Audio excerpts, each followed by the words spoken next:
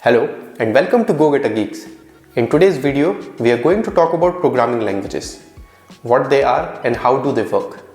But before we get into the technical details, let's take a close look at the history of computers.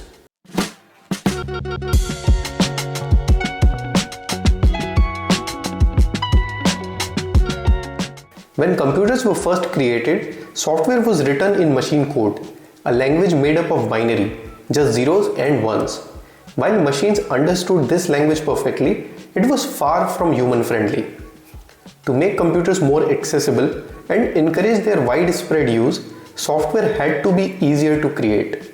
But asking everyone to learn machine code and other complex languages was not a practical solution. After all, humans naturally resist learning new things unless there is a big incentive. That's where programming languages come into the picture. Programming languages were developed to bridge the gap between humans and computers, allowing us to write instructions in something closer to English. Initially, there were low-level languages that had a steep learning curve because they were closer to machine code. But things changed with the introduction of C, a language that became known as a low-level, high-level language. Why? Because while it was still closer to machine code than other languages, it was still intuitive enough for developers to learn and use effectively. With C, programming became more accessible and software development took off. Now, how do programming languages work? How do they convert what we write into something computers can understand? At the heart of this process is the compiler. Think of it as a translator, but it's much more than that.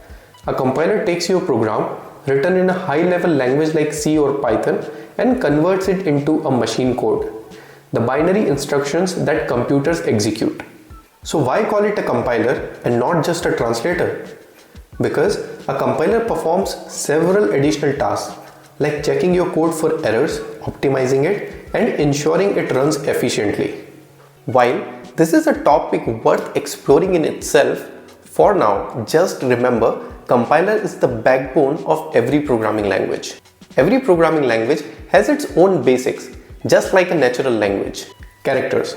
In programming, characters are the building blocks, similar to alphabets in English. Keywords. Just like words in English have meanings, programming languages have keywords like if, while, return with predefined purposes. Statements. In English, sentences express thoughts. In programming, statements tell the computer what to do, like storing data or performing calculations. Syntax. Grammar in English ensures sentences are meaningful. Similarly, in programming, syntax ensures that the code is understood correctly by the computer.